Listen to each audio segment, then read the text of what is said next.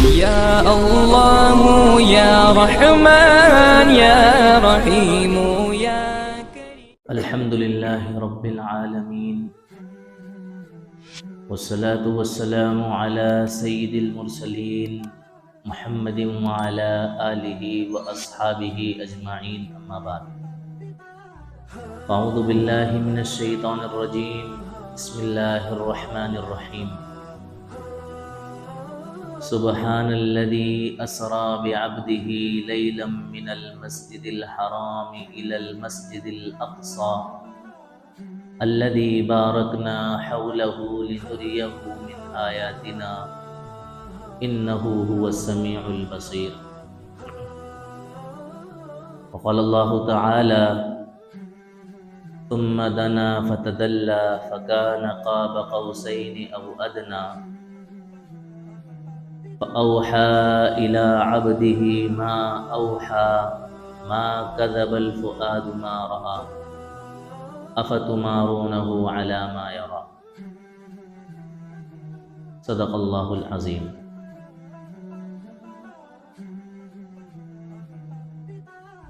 محترم بزرگوں اور عزیزوں،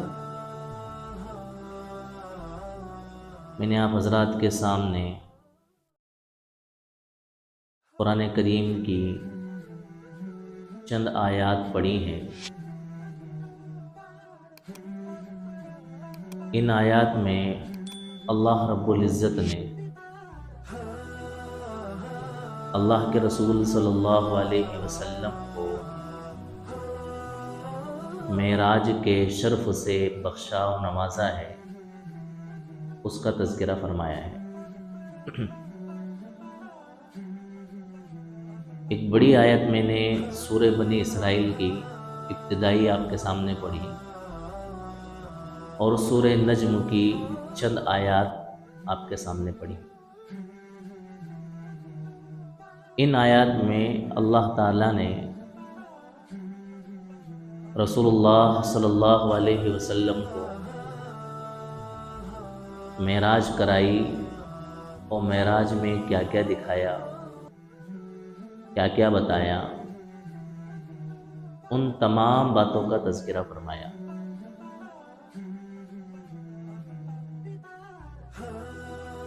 کہ ابھی ہمارے سامنے جو مہینہ چل رہا ہے وہ رجب کا مہینہ ہے،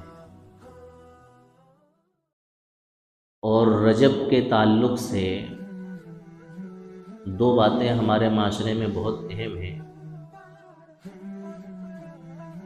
ایک معراج رسول اللہ صلی اللہ علیہ وسلم کو بطور معجزہ اللہ تعالیٰ نے جو کرائی، اور ایک کنڈے. 22 رجب آتے ہی لوگوں کے ذہن و دماغ میں، بلکہ رجب کا مہینہ آتے ہی یہ بات آتی ہے کہ 22 رجب کو ایک عمل انجام دیا جائے گا جس کو لوگ نیکی اور ثواب کا عمل سمجھتے ہیں، کہ امام جعفر رضی اللہ عنہ کے نام پر کنڈے بھریں گے. وہ تو ہو چکا، لیکن رجب کے تعلق سے مجھے آپ کو بتانا تھا، اس لیے میں نے یہ باتیں آپ کے سامنے کر دی. بہرحال علماء کرام 12 مرتبہ رجب کے کنڈوں کے تعلق سے بتا چکے، سمجھا چکے، کہہ چکے، لیکن جو ریتی رواج ہماری گھٹی میں داخل ہو گئی، ہمارے معاشرے میں شامل ہو گئی، وہ اتنی آسانی سے جانے والی نہیں ہے. دوسری بات، رجب المرجب کے مہینے کے تعلق سے یہ ہے جو کہ مشہور ہے، رسول اللہ صلی اللہ علیہ وسلم کو 27 رجب کی شب میں اللہ تعالیٰ نے معراج کرایا. حالانکہ اس بات میں علماء کا اختلاف ہے کہ جس وقت اللہ تعالیٰ نے اللہ کے رسول کو معراج کرائی وہ مہینہ رجب کا مہینہ ہے یا ربیع الاول کا مہینہ ہے. اختلاف، تاریخ میں بھی اختلاف ہے کس تاریخ میں کرائی، لیکن مشہور یہ ہے کہ 27 رجب کی شب میں اللہ تعالیٰ نے رسول اللہ صلی اللہ علیہ وسلم کو معراج کرایا. ایسا کیوں ہے بھائی؟ اللہ کے رسول صلی اللہ علیہ وسلم کا ہر قول، ہر فعل، ہر عمل صحابہ کرام نے نوٹ کیا، اس کو لکھا اور اس کو امت مسلمہ تک پہنچایا۔ لیکن رجب کی تاریخ اللہ تعالیٰ نے محفوظ نہیں کرائی، کیونکہ اللہ تبارک و تعالیٰ نے رسول اللہ صلی اللہ علیہ وسلم کو عبدیت کے اعلیٰ مقام پر پہنچایا، اور آپ کی عبدیت کی ایسی شان اللہ تعالیٰ نے ظاہر فرمائی کہ اپنے تک بلایا۔ لیکن اللہ تعالیٰ کو یہ بھی معلوم تھا کہ میری رسول صلی اللہ علیہ وسلم کی امت میں ایسے افراد بھی آئیں گے جو شاید معراج کے نام پر کچھ ایسی چیزیں ایجاد کر لیں گے جن کا دین سے اور شریعت سے کوئی تعلق نہیں۔ اس لیے اللہ تعالیٰ نے معراج کی تاریخ اور معراج کے دن کو اور معراج کے مہینے کو مختلف ہی رکھا۔ یہ تو حقیقت ہے، ہمارا ایمان ہے کہ رسول اللہ صلی اللہ علیہ وسلم کو روح مع الجسد، یعنی بیداری کی حالت میں جسم کے ساتھ اور روح کے ساتھ رسول اللہ صلی اللہ علیہ وسلم کو اللہ تعالیٰ نے اپنے پاس بلایا۔ اس پر ہمارا ایمان ہے اور یقین ہے۔ لیکن کس دن میں، کس تاریخ میں، کس مہینے میں بلایا، اس کو ہم یقینی طور پر، حتمی طور پر نہیں کہہ سکتے کہ فلاں دن میں، فلاں تاریخ میں، فلاں مہینے میں ہی بلایا۔ آپ دیکھ رہا ہو نا بہت سارے لوگ، بھائی معراج کی 2 رکعت نفل پڑھنا ہے، مجھے معراج کی عبادت کرنا ہے۔ معراج کی رات میں کیا کرنا ہے؟ عبادت کرنا ہے، نفلیں پڑھنا ہے۔ معراج کے واقعے کے دوسرے دن روزہ رکھنا ہے۔ عجیب و غریب عبادتیں جن کا شریعت میں، دین میں، قرآن اور حدیث میں کوئی ثبوت نہیں ہے، وہ امت مسلمہ میں کیا ہو رہی ہے؟ معراج کے نام پر ایجاد ہو رہی ہیں اور رائج ہو رہی ہیں۔ معراج کی شب میں نفلیں پڑھنے کا اتنا ثواب، معراج کے دن روزہ رکھنے کا اتنا ثواب، معراج کے دن یہ عمل کر لو گے تو یہ کام بن جائے گا، معراج کی رات میں اس طرح سے اللہ کو یاد کر لو گے، اس کی عبادت کر لو گے، نماز پڑھ لو گے تو یہ کام ہو جائے گا، یہ پریشانی ٹل جائے گی، مصیبت ٹل جائے گی۔ ان باتوں کا دین اور شریعت سے کوئی تعلق نہیں۔ اللہ تعالیٰ نے فرمایا سبحان الذی اسری بعبدہ، پاک ہے وہ ذات جس نے اپنے بندے کو، بعبدہ، اپنے بندے کو راتوں رات مکہ سے مسجد اقصی تک لے کر کے گیا۔ اس آیت کے اس ٹکڑے میں مفسرین نے بے شمار نکات تحریر فرمائے۔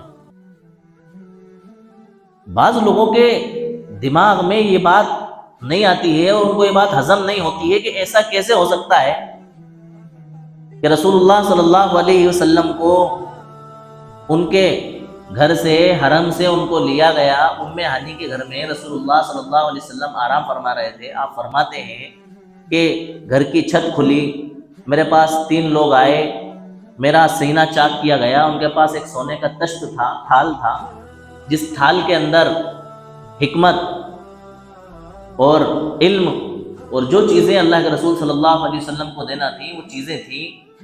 میرا سینہ چاک کیا گیا، پھر آب زمزم سے میرے سینے کو دھویا گیا اور میرے سامنے ایک تیز رفتار سواری لائی گئی، جس کا جو کہ لمبا سفید رنگ کا تیز رفتار سواری تھی، جس کا قد کھچر سے چھوٹا اور گدھے سے بڑا تھا، اس پر مجھے سوار کیا گیا۔ وہ اتنی تیز رفتار سواری تھی کہ اس کا قدم وہاں جا کر کے گرتا تھا جہاں اس کی نظر ہوتی تھی، نظر کی انتہا تک، آخری نظر تک، جہاں تک نظر پہنچتی تھی وہاں اس کا قدم جا کر کے گرتا تھا۔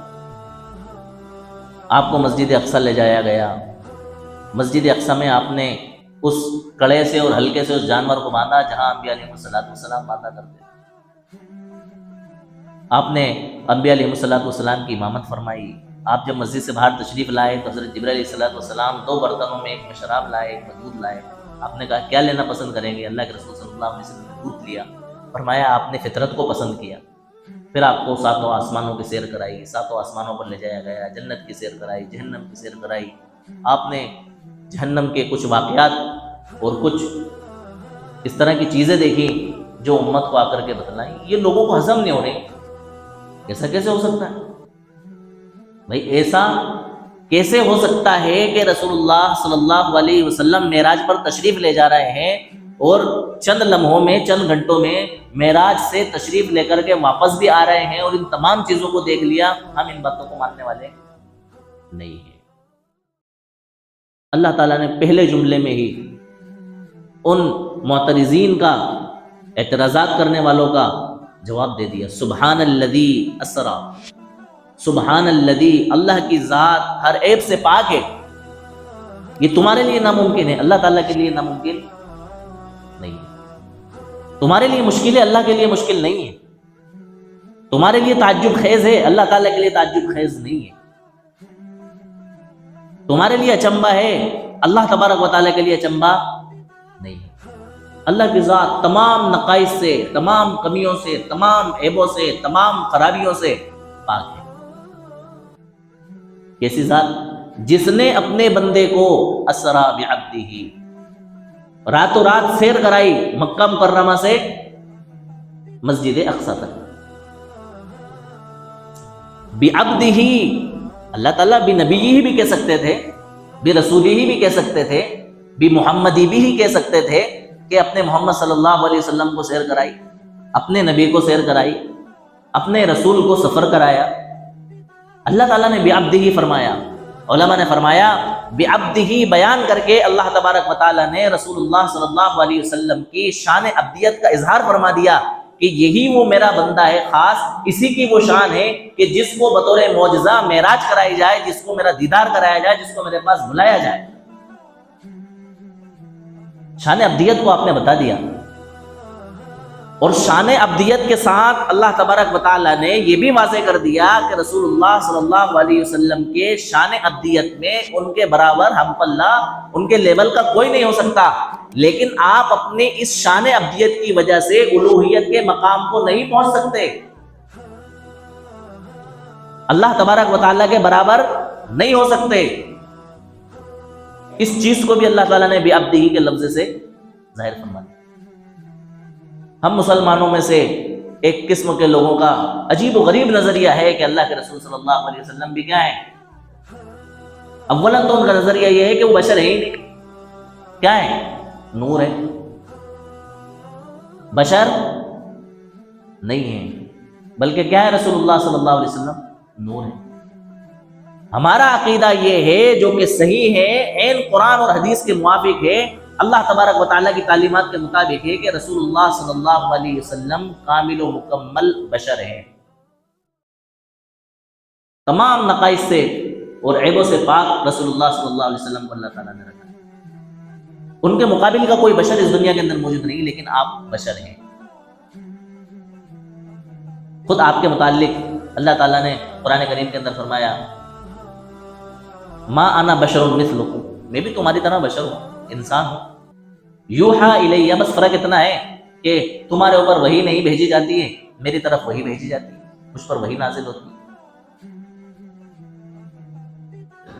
اب اللہ کے رسول صلی اللہ علیہ وسلم کے اس شان عبدیت کی وجہ سے لوگوں کو یہ بھی دھوکہ لگا ہے کہ اللہ کے رسول صلی اللہ علیہ وسلم جس طرح سے بشر نہیں نور ہے، اسی طرح سے اللہ کے رسول صلی اللہ علیہ وسلم عالم الغیب بھی ہے. نعوذ باللہ.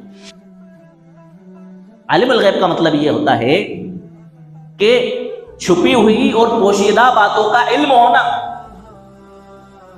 کیا ہونا؟ چھپی ہوئی اور پوشیدہ باتوں کا علم ہونا، جو کہ صرف اللہ تبارک و تعالیٰ کی صفت ہے. پوشیدہ اور چھپی باتوں کا جاننا، ان کا معلوم ہونا، ان کی جانکاری ہونا، اس کا علم ہونا، اس کے علاوہ کسی کی کوئی صفت اور کوئی شان نہیں ہے کہ پوشیدہ باتوں کا علم ہو.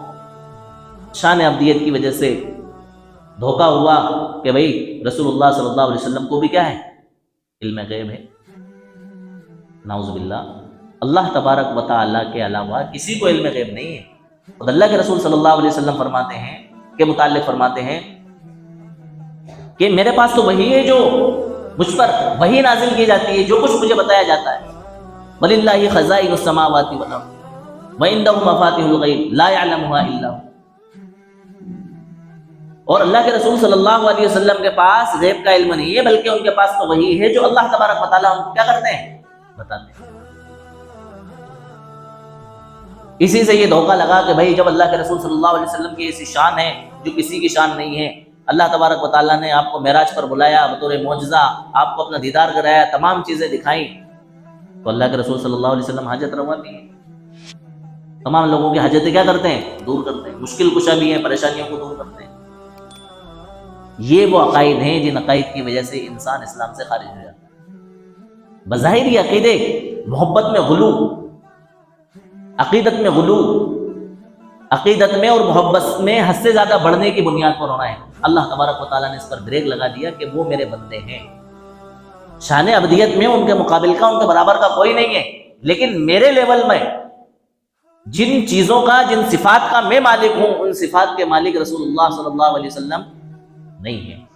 کیونکہ اللہ تعالیٰ کو معلوم تھا کہ لوگوں نے کیا کیا ہے۔ حضرت عیسیٰ علیہ السلام کو اللہ تعالیٰ نے معجزے دیے، کیا اللہ کے حکم سے قم باذن اللہ کہتے مردے کو زندہ کر دیتے، حالانکہ اللہ کے حکم سے زندہ کیا کرتے تھے۔ آپ مٹی کا کوئی پرندہ اور جانور بناتے، اس پہ پھونک مارتے، وہ زندہ ہو کر کے اڑنے لگ جاتا۔ اب لوگوں نے یہ سمجھ لیا کہ بھائی یہ جو ہے نا خدا کے بیٹے ہیں، کیا ہے؟ خدا کے بیٹے، بدعقیدگی کا شکار ہو گئے۔ حضرت عزیر علیہ السلام کو ان کے ماننے والوں نے اللہ کا بیٹا مان لیا۔ وقالت الیہود عزیر ابن اللہ، اللہ تعالیٰ نے فرمایا یہودی کہنے لگے کہ عزیر کیا ہے؟ اللہ کے بیٹے۔ اور حضرت عیسیٰ علیہ السلام کے بارے میں کیا کہا؟ اللہ تعالیٰ کی روح ہے اور اللہ کے بیٹے ہیں، تین خداؤں میں سے ایک خدا ہے حضرت عیسیٰ علیہ السلام۔ اللہ تبارک و تعالیٰ نے اس بد عقیدگی سے بچانے کے لیے رسول اللہ صلی اللہ علیہ وسلم کے متعلق فرمایا کہ بعبدہ، اپنے بندے کو، جو کہ حضرت محمد صلی اللہ علیہ وسلم ہیں، جن کی شان ابدیت اس لائق ہے کہ اللہ تعالیٰ نے ان کے اعزاز اور اکرام میں اور ان کو بہت ساری جو تکالیف اور پریشانیاں پہنچ رہی تھیں ان کی تسلی دینے کے لیے اللہ تعالیٰ نے راتوں رات معراج کا سفر کرایا۔ کہاں سے کہاں تک؟ فرمایا بعبدہ لیلا من المسجد الحرام الى المسجد الاقصی، مسجد حرام سے مسجد اقصی تک کا۔ آپ نے وہاں پہنچنے کے بعد انبیاء علیہ السلام کی امامت کرائی، نماز پڑھی، نماز کے بعد حضرت جبرائیل علیہ السلام آپ کو لے کر کے پہلے آسمان پر گئے۔ وہاں جا کر آپ نے پہلے آسمان کا جو خازن تھا اس سے کہا دروازہ کھولو۔ اس نے کہا آپ کے ساتھ کون ہے؟ فرمایا حضرت محمد صلی اللہ علیہ وسلم ہے۔ فرمایا کہ ان کو بلایا گیا کہ نہ؟ ان کو بلایا گیا۔ دروازہ کھولا گیا، آپ صلی اللہ علیہ وسلم داخل ہوئے۔ حضرت آدم علیہ السلام سے پہلے آسمان پر ملاقات ہوئی۔ حضرت آدم علیہ السلام نے آپ کا استقبال کرا، مرحبا اللہ کے نبی، مرحبا میرے بیٹے۔ پھر وہاں سے دوسرے آسمان پر چلے۔ دوسرے آسمان پر بھی یہی سوال و جواب ہوئے جو میں نے آپ کو ابھی بتایا۔ دوسرے آسمان پر حضرت عیسیٰ علیہ السلام اور حضرت یحییٰ علیہ السلام سے اللہ کے رسول کی ملاقات ہوئی۔ انہوں نے بھی کہا مرحبا، استقبال ہے، ویلکم، آئیے، اللہ کے نبی اور ہمارے بھائی تشریف لائیے۔ پھر آپ تیسرے آسمان پر گئے، وہاں بھی وہی سوال و جواب ہوئے۔ حضرت جبرائیل علیہ السلام نے کہا دروازہ کھولیے، دروازہ کھولا گیا۔ کون ہے آپ کے ساتھ؟ اللہ کے رسول ہیں، آئیے۔ تیسرے آسمان پر حضرت یوسف علیہ السلام سے ملاقات ہوئی۔ یوسف علیہ السلام نے بھی یہ کہا اللہ کے نبی اور میرے بھائی آئیے، تشریف لائیے، استقبال ہے آپ کا۔ پھر چوتھے آسمان پر آپ تشریف لے گئے۔ چوتھے آسمان پر آپ کی حضرت ادریس علیہ السلام سے ملاقات ہوئی۔ انہوں نے بھی کہا میرے بھائی اللہ کے نبی آئیے۔ پھر پانچویں آسمان پر گئے، وہاں حضرت ہارون علیہ السلام سے ملاقات ہوئی۔ انہوں نے بھی آپ کا ویلکم کیا، اللہ کے نبی میرے بھائی تشریف لائیے۔ چھٹے آسمان پر حضرت موسیٰ علیہ السلام سے ملاقات ہوئی۔ انہوں نے بھی سیم یہی جملہ دہرایا۔ اور ساتویں آسمان پر حضرت ابراہیم علیہ السلام سے ملاقات ہوئی۔ انہوں نے کہا مرحبا میرے بیٹے اور اللہ کے نبی تشریف لائیے۔ اللہ کے رسول صلی اللہ علیہ وسلم نے ساتوں آسمانوں کی سیر کی، جنت کو دیکھا، دوزخ کو دیکھا، सिदरतुल मुंतहा को देखा, हजरत जिब्राइल अलैहिस्सलाम को अपनी असली हालत में देखा। फरमाया 600 बाजू, 600 पर हजरत जिब्राइल अलैहिस्सलाम, सारे उफुक को आपने ढांप लिया उन परों के जरिए। अल्लाह के रसूल सल्लल्लाहु अलैहि वसल्लम को अल्लाह तबारक व तआला का दीदार आंखों के जरिए हुआ या नहीं हुआ, इसमें उलमा का इख्तिलाफ। बाज़ उलमा कहते हैं कि अल्लाह के रसूल सल्लल्लाहु अलैहि वसल्लम ने अपनी आंखों से अल्लाह तबारक व तआला का दीदार किया। बाज़ उलमा फरमाते हैं कि अल्लाह के रसूल सल्लल्लाहु अलैहि वसल्लम ने दिल की आंखों से अल्लाह तबारक व तआला का दीदार किया। अल्लाह ताला ने 5 नमाजें तोहफे में अल्लाह के रसूल सल्लल्लाहु अलैहि वसल्लम को अता फरमाई। 50 नमाजें, 50 नमाजें लेकर के जब आप वापस हुए तो हजरत मूसा अलैहिस्सलाम से जब आपकी मुलाकात हुई तो आपने बार बार ये कहा कि आप जाएं, इस नमाजों में तखफीफ कराएं, 50 नमाजें आपकी उम्मत नहीं पढ़ पाएगी। और हकीकत है 5 नमाजें हम नहीं पढ़ पा रहे, 50 नमाजें कैसे पढ़ते? बार बार आपके इसरार करने पर आप हर बार जाते और 5 नमाजें अल्लाह तबारक व तआला कम कर देते। आखिर में जब 5 नमाजें रह गई, पूछा क्या हुआ? कहना कि 5 नमाजें रह गई हैं। तो फरमाया कि वापस जाइए, इन 5 में भी कम करवाइए, आपकी उम्मत इतनी 5 नमाजें भी नहीं पढ़ पाएगी। क्योंकि मैंने बनी इसराइल को देखा है, अल्लाह ताला के जो अहकाम उनको मिलते थे वो उसको अंजाम नहीं देते। फरमाया नहीं, मुझे शर्म आती है अब अल्लाह तबारक व तआला के पास जाने। मेरे अल्लाह ने वादा किया है कि मैं इन 5 नमाजें अदा करने वालों को 50 नमाजें अदा करने के बराबर क्या दूंगा? सवाब। मा युबद्दलुल क़ौलु लदैया, इसके तहत उलमा ने फरमाया कि इसमें अल्लाह तबारक व तआला ने यह फरमाया कि अल्लाह ताला के यहाँ बातें बदली नहीं जाती हैं। जब अल्लाह ताला ने 50 नमाजों का हुक्म दिया तो उसमें तखफीफ कर दी है, लेकिन 5 नमाजें अदा करने पर 50 नमाजों का सवाब अल्लाह ताला अता फरमाएगा। सिदरतुल मुंतहा एक बेरी का दरख्त जिसके अंदर अल्लाह के रसूल सल्लल्लाहु अलैहि वसल्लम ने उसके पत्ते इतने बड़े बड़े देखे जैसे हाथी के कान, और उसके फल इतने बड़े बड़े देखे कि वो फल इतने बड़े जैसे मटके होते हैं, बड़े बड़े मटके। और फरमाया, अल्लाह ताला ने कुरान करीम के अंदर फरमाया कि उस सिदरतुल मुंतहा को ढांपने वाली चीजों ने ढांप लिया। हजरत अब्दुल्लाह इब्न मसूद रज़ी अल्लाह तआला अन्हु की रिवायत है कि वो सोने के परवाने थे जो कि उस दरख्त के ऊपर थे। उन तमाम चीजों ने, उन सोने के परवानों ने दरख्त को क्या कर लिया? उसके इर्द गिर्द आकर के ढांप लिया। ये तमाम चीजें अल्लाह के रसूल सल्लल्लाहु अलैहि वसल्लम ने वहां पर देखी। दुनिया के तमाम अजाइबात आपने देखे। इस सफर में जो मक्का से अक्सा तक का हुआ, इस सफर में भी आपने बहुत कुछ देखा। और वो सफर जो अक्सा से लेकर के सिदरतुल मुंतहा तक और उससे आगे तक, और अल्लाह तबारक व तआला से मुलाकात, हजरत जिब्राइल अलैहिस्सलाम का साथ, तमाम अंबिया से मुलाकात, ये देखा। इसके अंदर भी अल्लाह ताला की बहुत सारी निशानियां और बहुत सारी आयतें। जन्नत और जहन्नम आपने देखा, जन्नत की खुशबू आपने सूंघी। मैंने एक मरतबा एक वाक़या बताया था ना कि मेराज के मौके पर अल्लाह के रसूल सल्लल्लाहु अलैहि वसल्लम ने जन्नत में हजरत उमर रज़ी अल्लाह तआला अन्हु का महल देखा। बड़ा शानदार आलीशान खूबसूरत महल। आपका दिल चाह रहा था कि आप उस महल के अंदर दाखिल हो जाएं, लेकिन हजरत उमर की गैरत की वजह से कि बगैर इजाजत हजरत उमर के महल में दाखिल होना ये उनकी गैरत के खिलाफ है, आप उस महल के अंदर दाखिल नहीं। जहन्नुम देखा आपने, जहन्नुम में अजीब व गरीब तरह के अजाब होते हुए लोगों को देखा जो हमारे लिए इबरत का सबक है। आपने देखा कि कुछ इस किस्म के लोग हैं जिनके नाखून तांबे के हैं, वो तांबे के नाखूनों के जरिए अपने सीने को और अपने गालों को छील रहे हैं, नोच रहे हैं। पूछा ये कौन लोग हैं? फरमाया ये आपकी उम्मत के वो लोग हैं जो लोगों का गोश्त खाया करते थे। क्या मतलब? गोश्त खाया करते थे का मतलब ये है कि ये आपस में एक दूसरे की बुराइयां किया करते थे, गीबत किया करते थे। पिछले हफ्ते मैंने इस उन्वान पर काफी गुफ्तगू की। गिबत किया करते थे, कितना सख्त संगीन गुनाह है गिबत करना, कि मखसूस किस्म का अजाब गिबत करने वालों को यह हो रहा है कि वो अपने तांबे के नाखूनों से अपने सीनों को छील रहे हैं और अपने गालों को छील रहे हैं। यह उनका अंजाम हुआ है। फिर आपका आगे एक जगह और गुजर हुआ तो आपने देखा कि वहां इस किस्म के लोग हैं कि उनके पेट इतने बड़े बड़े हैं जैसे लोग अपने रहने के लिए घर बनाते हैं, और उन पेटों के अंदर सांप है बड़े बड़े से जो बाहर से नजर आ रहा है। आपने पूछा ये कौन लोग हैं? फरमाया ये आपकी उम्मत के सूदखोर लोग। کون ہے؟ سود خور لوگ ہیں جو سود کھاتے ہیں، بیاج کھاتے ہیں، ان کو اس قسم کا عذاب ہو رہا ہے۔ پھر آپ کا آگے گزر ہوا تو آپ نے دیکھا کہ کچھ اس طرح کے لوگ ہیں کہ ان کے سروں کو پتھروں سے کچلا جا رہا ہے، سر کچل جاتا ہے پھر ٹھیک ہو جاتا ہے، پھر کچلا جاتا ہے پھر ٹھیک ہوتا ہے۔ فرمایا یہ کون لوگ ہیں؟ فرمایا یہ وہ لوگ ہیں آپ کی امت کے جو نماز کے اندر کاہلی اور سستی کرتے ہیں۔ ہمارا کیا حال ہے نمازوں کے اندر؟ عوام کیا، خواص کیا، پڑھے لکھے کیا، ان پڑھ کیا، بچے کیا، عورتیں کیا۔ عورتوں کا تو اللہ کی پناہ، ہماری عورتیں نمازوں کے اندر بہت لاپرواہ ہیں، مرد بھی بہت لاپرواہ ہیں۔ فرمایا یہ جن لوگوں کے سروں کو کچلا جا رہا ہے یہ آپ کی امت کے وہ لوگ ہیں جو نماز کے اندر کیا کرتے ہیں؟ کاہلی کرتے ہیں، سستی کرتے ہیں۔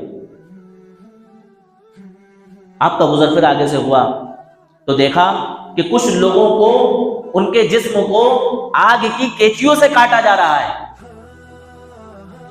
فرمایا یہ کون لوگ ہیں؟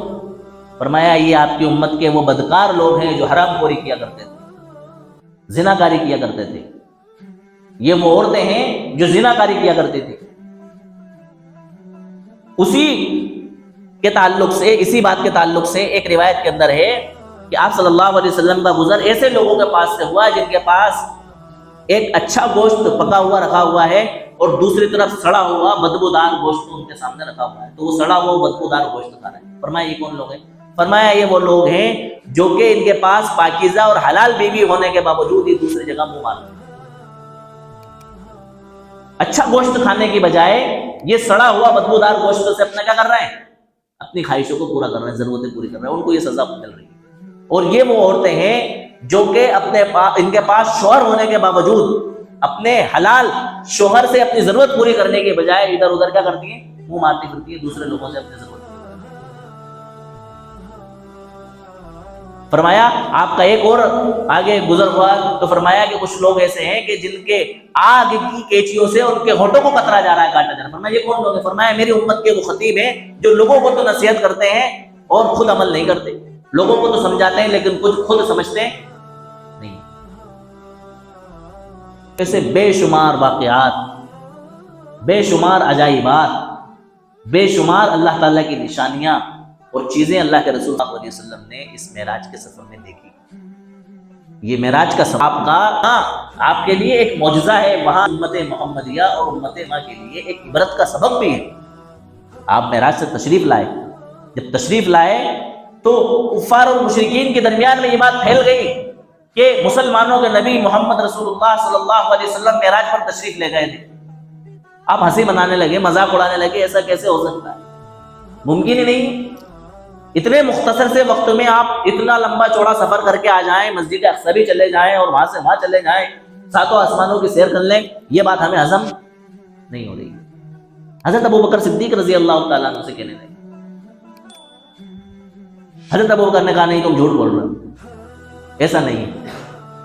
تو کفار و مشرکین نے کہا کہ نہیں ہم جھوٹ نہیں بول رہے ہیں، یہ بات وہ کہہ رہے ہیں جن کو آپ نبی مانتے ہو، کہ نا پھر تو یہ باتیں سچی ہیں، میں ان باتوں کی تصدیق کرتا ہوں، کہ نا کہ آپ ایسی باتوں کی تصدیق کر رہے ہو، ایسی باتوں کو سچا جان رہے ہو۔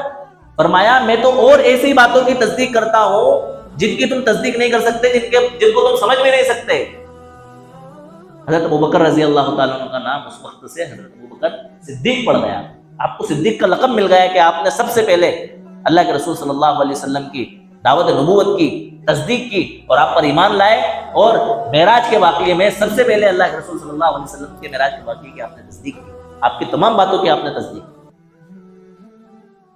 کہا نہیں ہم ایسے نہیں مانیں گے۔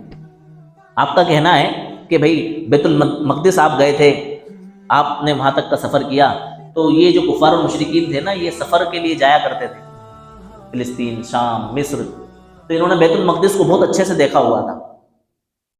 اب اللہ کے رسول صلی اللہ علیہ وسلم نے تو بیت المقدس کو اس لحاظ سے تو نہیں دیکھا تھا کہ مجھ سے کوئی پوچھے گا تو میں یہ علامت بتاؤں گا، یہ علامت بتاؤں گا، وہ علامت بتاؤں گا۔ اللہ کے رسول صلی اللہ علیہ وسلم بے چین ہو گئے۔ مشرکین نے کہا کہ آپ بیت المقدس گئے تھے تو بیت المقدس کی ہمیں کچھ نشانیاں بتائیے، مسجد اقصی کی کچھ پہچان بتائیے تاکہ ہم اس واقعے کو سچا جان سکیں۔ اللہ کے رسول فرماتے ہیں کہ میں حتیم کعبہ میں تھا، اللہ تبارک و تعالیٰ نے بیت المقدس کو میرے سامنے ایسا کھول دیا کہ میں ان کے بتانے کے مطابق ایک ایک چیز کو ان کو کھول کھول کر کے بتا رہا تھا۔ فلاں پلر فلاں جگہ ہے، فلاں ستون فلاں جگہ ہے، فلاں محراب ایسی ہے، فلاں طرف یہ ہے، فلاں طرف وہ ہے، یہ ہے وہ ہے، سارا اللہ کے رسول نے ایسے بتا دیا کہ پورا نقشہ بیت المقدس کا آپ کے سامنے اللہ تعالیٰ نے رکھ دیا۔ اور کفار اور مشرکین جنہوں نے بیت المقدس کو دیکھا تھا وہ تصدیق کر رہے تھے یقیناً آپ صحیح کر رہے ہیں، اور آپ نے فرمایا کہ میری قریش کے قافلے سے ملاقات ہوئی ہے جو قافلہ تجارت کی غرض سے شام جا رہا تھا، ان کا ایک اونٹ گم گیا تھا، میں نے ان سے کہا کہ فلاں جگہ پر تمہارا اونٹ ہے تو مزہ کر کے لے لو۔ اور جب اللہ تعالیٰ آپ کو بیت المقدس دکھا رہے تھے کہ آپ کفار اور مشرکین کو دیکھ کر کے اس کی علامتیں بتا دو، تو آپ نے بتایا کہ وہ قافلہ فلاں وادی پر آ رہا ہے، اور ایک چت کبرے کلر کا رنگ کا اونٹ سب سے آگے ہے، اس کے اوپر دو گھوڑے رکھے ہوئے ہیں، ایک سفید رنگ کا اور ایک کالے رنگ کا۔ جب کفار اور مشرکین نے دیکھا کہ یار ایسا کہہ رہا ہے، تو جھٹ سے وہاں سے دوڑے اور گئے اور اس وادی پر انہوں نے جا کر کے دیکھا، تو سیم یہی کہ ان کے چت کبرے رنگ کا اونٹ سب سے آگے ہے، اس کے اوپر دو گھوڑے رکھے ہوئے ہیں، کالے کلر کا اور سفید کلر کا۔ اور اللہ کے رسول نے یہ بھی فرمایا کہ جب میں واپسی میں آ رہا تھا تو ایک مقام پر یہ تمام لوگ آرام کر رہے تھے، ان کا ایک برتن ڈھکا ہوا رکھا تھا، میں نے اس کو دیکھا تو اس کے اندر پانی تھا، میں نے پانی پیا اور اس برتن کو ویسے کا ویسے ہی رکھ دیا۔ علماء نے لکھا کہ بھائی اللہ کے رسول نے بغیر اجازت کے پانی کیسے پی لیا ان لوگوں کا؟ تو علماء نے فرمایا کہ عرب کے اندر یہ چیزیں بہت معمولی سمجھی جاتی تھی، کسی کا دودھ استعمال کر لینا، کسی کا پانی استعمال کر لینا، اس میں لوگ اجازت کے لیے اس کو ضروری نہیں سمجھا کرتے تھے اور عیب نہیں سمجھا کرتے تھے۔ اللہ کے رسول نے اسی دستور کے مطابق پانی پی لیا اور اس برتن کو ویسا کا ویسا ڈھک کے رکھ دیا۔ ان کفار و مشرکین نے کہا کہ بھائی تمہارا برتن جو ڈھکا ہوا رکھا تھا تو آپ نے اس کو کیسا پایا؟ فرمایا کہ ہم نے اس میں پانی بھر کے رکھا تھا، صبح جب ہم اٹھے ہیں تو برتن ڈھکا ہوا تھا لیکن اس کے اندر پانی نہیں تھا۔ اللہ کے رسول نے فرمایا وہ پانی میں نے پی لیا۔ کفار نزدیک کی اس واقعے کی یقیناً آپ کو معراج ہوئی ہے، آپ نے اس سفر کو کیا ہے، لیکن افسوس ہے آج بھی مسلمانوں میں ایک طبقہ ایسا پایا جاتا ہے جو رسول اللہ صلی اللہ علیہ وسلم کے معراج کے سفر سے انکار کرتا ہے، اس کو قبول اور تسلیم نہیں کرتا، اس کو یہ واقعہ ہضم نہیں ہوتا ہے، وہ حدیثیں ڈھونڈتا ہے، حالانکہ حدیثوں میں بھی بے شمار، بخاری اور مسلم میں بے شمار حدیثیں بھری ہوئی اللہ کے رسول کے معراج کے سفر سے متعلق۔ اس کو دو حصوں میں تقسیم کیا گیا ہے، ایک سفر کو اسرا کہا جاتا ہے، جو سفر اللہ کے رسول کا مکہ سے بیت المقدس تک ہوا، اور اگلا سفر جو ہوا اس کو معراج کہا جاتا ہے، یعنی بیت المقدس سے لے کر کے آسمانوں کا اور جنت اور جہنم کا، سدرۃ المنتہا کا، اللہ کے رسول صلی اللہ علیہ وسلم کے صحابہ انبیاء علیہ السلام سے ملاقاتیں، اللہ تعالیٰ سے ملاقات، اس سفر کو کیا کہا جاتا ہے؟ معراج کہا جاتا ہے۔ اس لیے کبھی کبھار پورے واقعے کو معراج یا دو حصوں میں تقسیم کر کے اسراء اور معراج کہہ دیا جاتا ہے۔ اللہ تبارک و تعالیٰ نے اللہ کے رسول صلی اللہ علیہ وسلم کے اس معراج کے واقعے میں ہمیں وہ تمام اسباب اور اس سے کہیں زیادہ عبرت کے اسباب ہمیں دیے ہیں جو میں نے آپ کے سامنے بھی ڈیٹیل میں اور تفصیل میں بتایا۔ ان میں سے ہمارے لیے عبرت کا اور سبق حاصل کرنے کا موقع یہی ہے کہ وہ تمام کام جو اللہ کے رسول خود اپنی آنکھوں سے دیکھ کر آئے ہیں، جن کے اوپر سزا جہنم میں لوگوں کو مل رہی ہے، ان کاموں سے ہمیں دنیا میں رہتے ہوئے توبہ تائب ہو کر کے اللہ تعالیٰ کے حضور معافی اور استغفار کر کے ان تمام برائیوں کو چھوڑ کر اللہ کی رضا والے کام کرنے کی کوشش فکر کرنا چاہیے۔ اللہ تعالیٰ ہم سب کو عمل کرنے کی توفیق نصیب فرمائے۔ وآخر دعوانا الحمدللہ رب العالمین۔